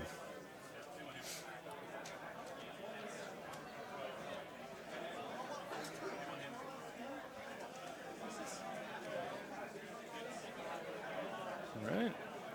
But it still has a There we raptor go. in the zone, so Yep, cleaning up the zone a little bit, but I don't think he's going to have anything that can get that raptor out, so he won't score any points.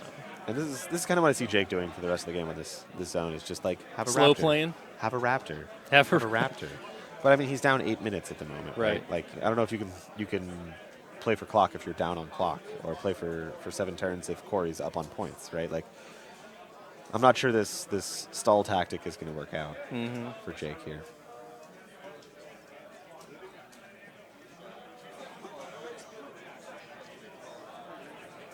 All right. There we go. Corey's going to score a point, popping up to 3. Yep.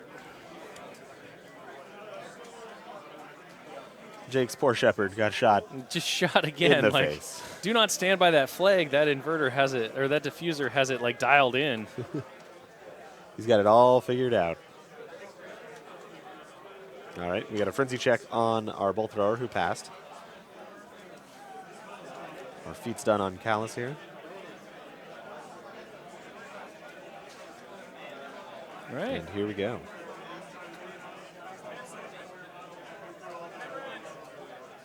Oh, it's a good thing that base was down. It's true. I'll charge to there. I guess I'll just take it. I was proxying, but good enough. Excellent. Accepted. Corey complaining about how there seems to be no end to the swordsman. Well, there's only 3 left, so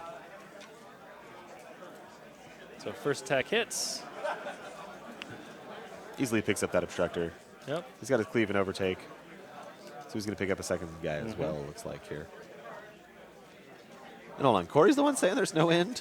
Yes. He's the one putting all the models back. I know. And that'll be another obstructor. Easy peasy. That'll stop the Look at that guy. Foundry from scoring at least. That guy is ready to karate chop. Oh, yeah.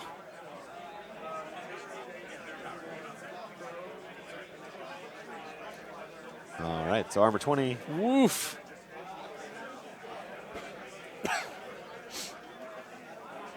All right, so because we're empowered, so we didn't have to roll the 7s, we only had to roll the 5s.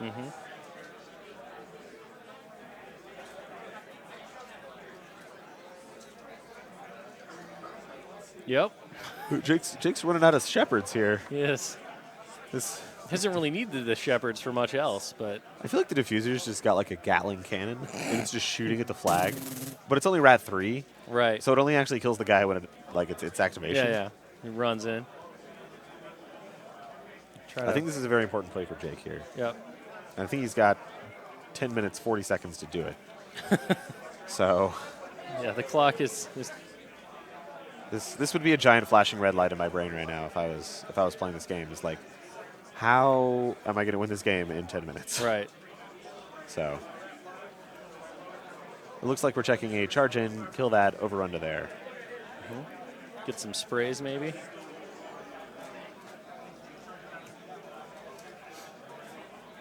So We got 2 overruns out on both heavies.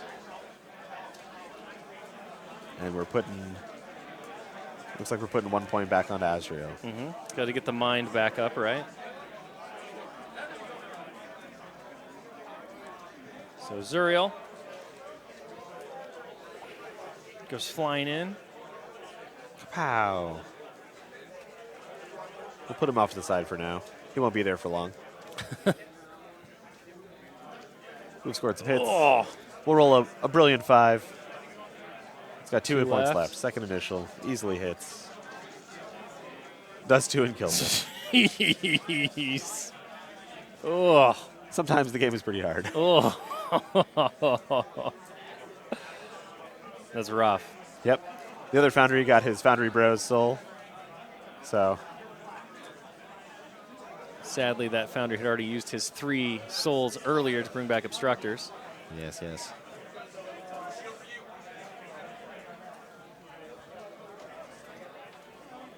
So Zuriel deciding how many attacks he needs to make. Kind of needs to decide quickly. Yeah, as we said, this clock is ticking down for Jake here. He's going to roll some sweet boxcars.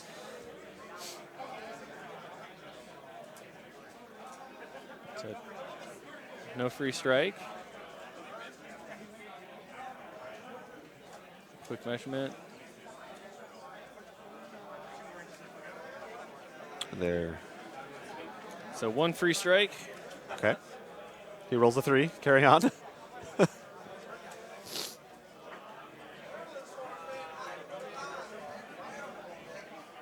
This is the reciprocator. Do you take the quick work yet? He has to kill another guy Ah. to get it. So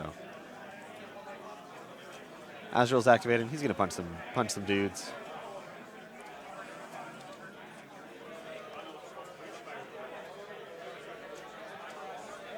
We're talking about it here. So it doesn't look like Jake's gonna score any points this turn. I do appreciate our new maybe. names in the chat. Yes. Shilwick and Pilwagani. Pilwagani. Pilwagani. I'm Pilwagani. Oh yeah. Wait, Shilwick. Shilwick. Fair enough. Shilwick doesn't get like a fancy radio voice though. I mean,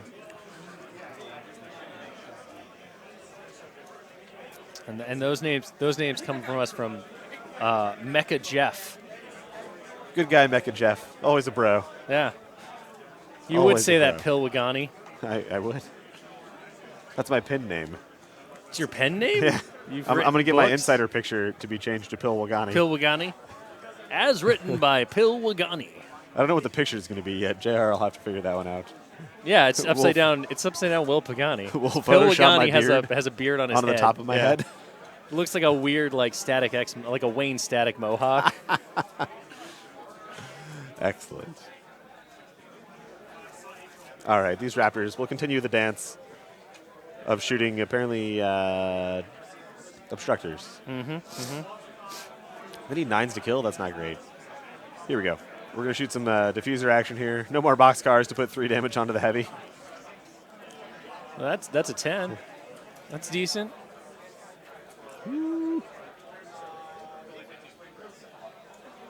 The diffuser's got a job to do. Pilwagani is definitely the good twin. I blame my rolls. He's the good twin.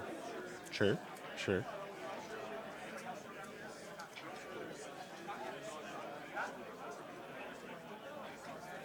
So Bolt Throw is going to try to finish off the diffuser.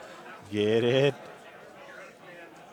He aimed from a 5 to a 7. So That's hits a 12. on the nose. Take that. So- 8 damage to the 4. Still not quite there. Jake will score 1 point on So, his own flag. Corey 2 will to score 3. none.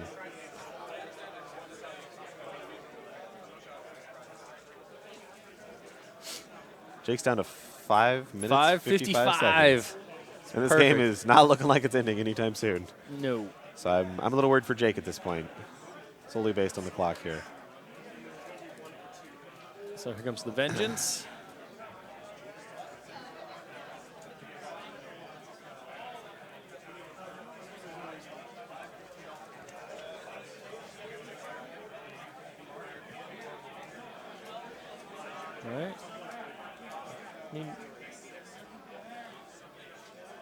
So 6 damage from the fire almost kills him. Whew. So close. So close. That'll make him pretty easy cleanup next turn, though. Yes. So that's very strong. So we're through all of our vengeances and all of our fires. We're running out of Enigma Foundries. Looks like there's 2 left. 1 top, 1 bottom. The bottom one's just going to put back a bunch of obstructors, which will probably mean Jake will never score his flag again.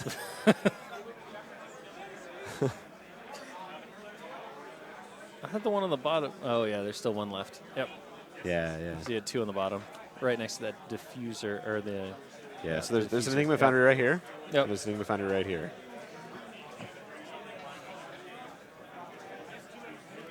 Oh, can he do it again? Can he do it again? Missed the first one, missed the second one. Oh! Go home, diffuser, you're drunk. The diffuser took a whole lot of arrows in its eyes, though. I mean, to be fair, it doesn't feel I good. think it's only got the 1 eye, but it's a 1 big eye. Well, it's now like a big old dartboard at a well-used cowboy bar, just full of holes.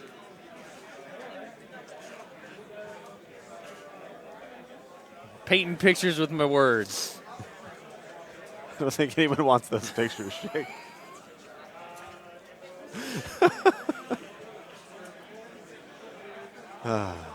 So Corey's, I guess, now trying to figure out how to stop that shepherd. Yep. But I mean, just like The putting it Rat 3 diffuser that's come through for him on every turn finally failed. Shocker. All right. Let's talk about game strategy here. That shepherd is irrelevant. All right, that shepherd does not matter. If Jake scores a point on Corey's turn, he goes to 3. And he scores a point on his turn, he goes to 4. That puts him 1 above Corey. If Corey somehow doesn't kill that swordsman on his flag.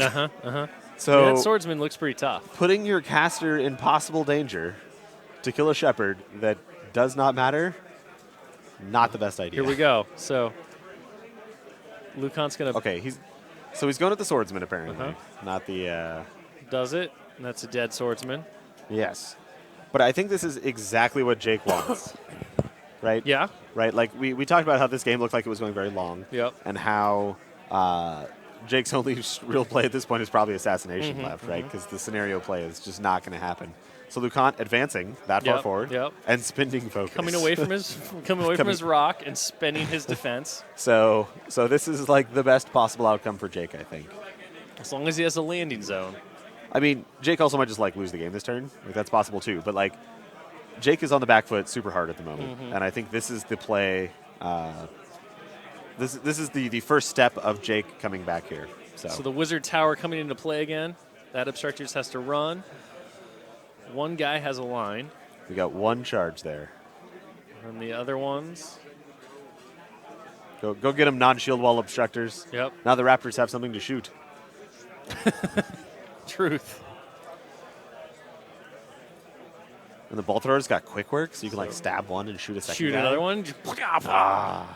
So sweet. The bolt thrower is silent, though. He's a silent predator of the sky. silent. He doesn't make noises. Oh, Yeah. it's good to know. It's good to know. All right, so the Enigma Foundry's going to walk up. He's going to pop off a point for Corey at the end of the turn. Unless something incredibly strange happens, Jake will not be scoring his flag. I'm not sure how that could possibly occur at the moment. I don't think that's a thing at this point. There's a whole lot more of obstructors in the way now. There would be a lot of rules existing that I don't know exist to make that happen.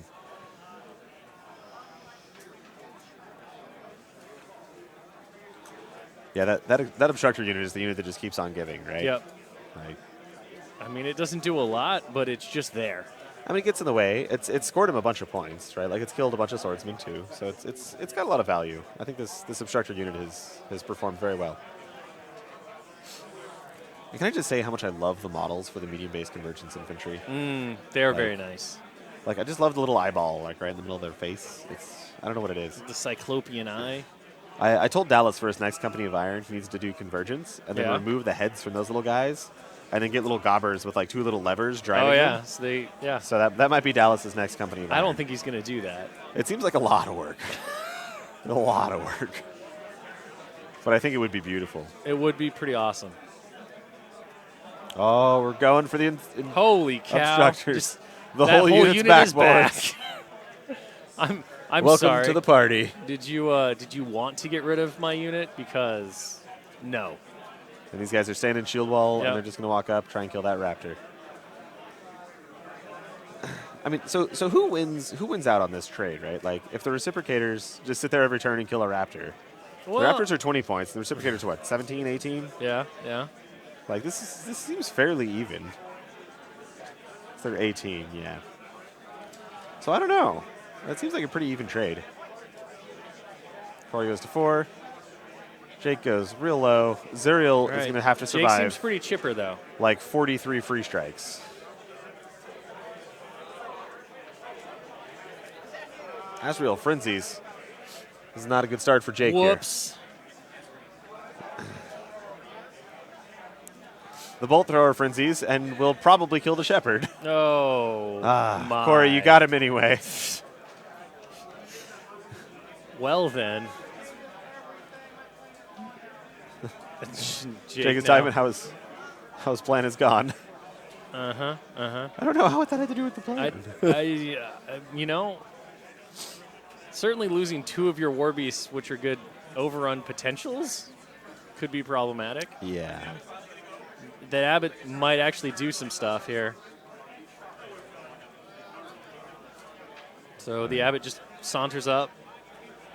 Saunters. Saunters. Think that guy Well, saunters. he's got a robe on. He can't run. He can't run. I mean, come on He's now. got really good hip movement.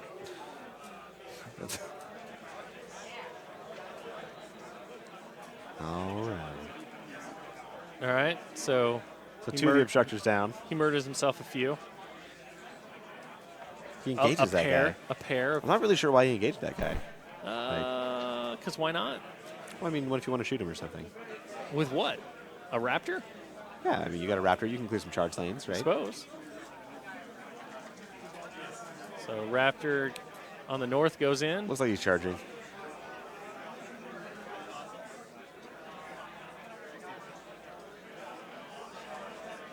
So the impact did nothing. The charge attack. A little bit. That's enough. So the Last reciprocating unit is reciprocator's finally down. dead. Woo! Success! Hey, you got to take the victories when they come. Here it Yeah. is. Is that the sound that raptors make when they charge? No, I don't think that is. No. What does an elk sound like? I guess you would know, right? Would I? Yeah. Yeah, you're right. I do From know. Montana. I mean, that's a blighted elk, though. It's a Oh, blighted sure. elk. It could It's not make any kind of Not a noise. normal elk. A blighted elk. All right, Big Papa's getting in there. He rolled snake eyes. Good job, Big Papa. Oh, my gosh. I think those were impact attacks. I hope they were impact I attacks. hope they were impact attacks, too, or otherwise it's going to be really sad. 3 dudes on fire. All right. Misses again. Wow. Jeez Louise. Wow. Wow. That guy's mat 7. Yeah. Sometimes 2 beast frenzy, and then you miss 3 5s. What do you do? I mean, you lose the game. So that's what you do. I mean, as we discussed at the beginning, right? Like, even the best laid plans, you can just roll a bunch of snake eyes. You certainly can. So- And boy, howdy, did that happen. Yeah. Yeah, I'm not really sure what the plan here was, but I mean, it didn't happen. We'll never know. So- It's going to be one of those mysteries. I mean, I guess it was like go to 4 CPs to tie up Corey, Like, and what is art? not that. I don't know what it is. I just know what it's not. So he's still got Zuriel, who could I'm going to guess. do something? I mean, I guess at this point, I mean, he's got 2 minutes, right? So, like, this game is pretty over. Ugh. But yeah, I think it's assault that guy, kill like 13 reciprocators Yep. or obstructors Why with your not? spray. Uh-huh. Kill him. Maybe there's an overrun, but I'm guessing that didn't happen because I don't think No. that was part of the original plan here. In which case, you actually might be able to wipe out the unit of obstructors if you had overtake or overrun. Like, Just for hashtag goals. yeah. Hashtag life goals. Zero charges, kills an Enigma Foundry, and 9 obstructors.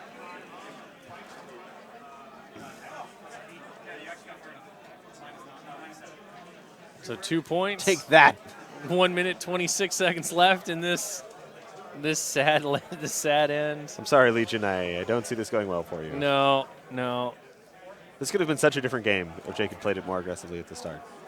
I mean, I think that this entire turn could have been different if he just hadn't rolled Snake Eyes 3 times on his caster. I mean, that is true. That is very Because true. That alone was rough. All right, Zuriel, get in there. Get in there. You can do it. Observation. You can do it. He's trying not to trigger Watcher with his sweet 50. He just noticed that he had 56 seconds.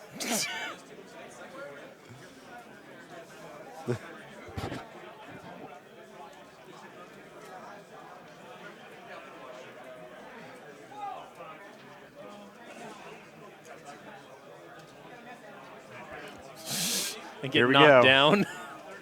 Here comes the macro pummeler. Macro pummeler. He's only power 20, guys. It's Uh-huh. fine. Yeah, it's good. It's It's fine. good. Oh, Oh, okay. So 15 to the 5 will take out the spirit. And his mind, apparently. Good gravy. We have 3 Raptors left. yep. Get in there, boys. Get in there. So, without the frenzies, right? How different is this game? I think Jake still just runs out of time. Probably.